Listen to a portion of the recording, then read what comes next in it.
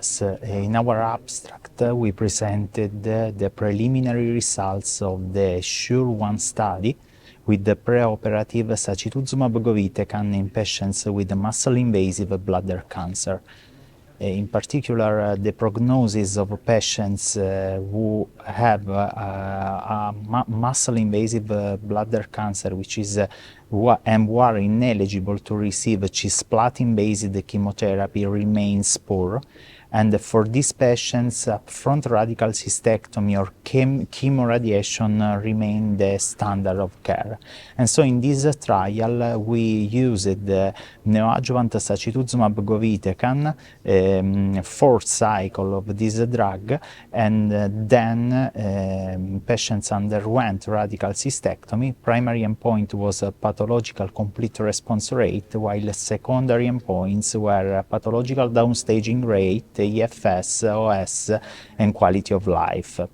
We reported the pathological findings of 21 patients. Of these 21 patients, 18 completed all 4 cycles of neoadjuvant sacituzumab govitecan, while 3 patients died during the neoadjuvant treatment. The protocol was amended after the initial 8 patients due to several cases of G3/4 adverse events, in particular diarrhea and neutropenia, and 2 deaths, 1 treatment-related and 1 unrelated.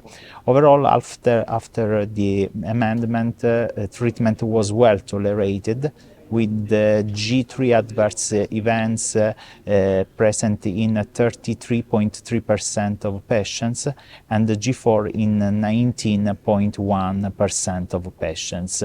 And the most common adverse G3/4 adverse events were neutropenia and diarrhea. Considering the activity and the efficacy of the treatment, 18 patients received the surgery. 7 of them refused radical cystectomy and underwent RITU-RBT after the evidence of clinical complete response. And so, considering the radical cystectomy evaluable patients, pathological complete response rate was 36.4%, while considering the intention to treat population with the patients who received radical cystectomy or RITU-RBT, pathological complete response rate was 47.6%, with a pathological downstaging in 11 patients.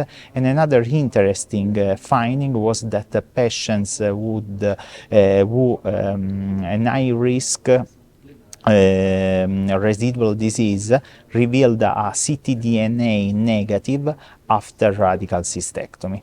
And so the conclusion is that after the amendment, treatment with sacituzumab govitecan is safe, and the activity of sacituzumab govitecan in this setting is high, and so these data support the use of sacituzumab in this setting.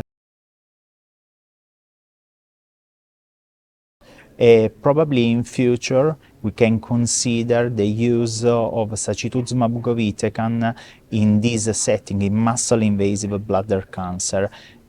Probably we will start from the dosage of 7.5 milligram per kilogram, and then we can consider to use the dosage which usually is used in other type of cancer of 10 milligram per kilogram for patients who tolerate after the first cycle treatment, because we noted that most of adverse events occurred after the first cycle.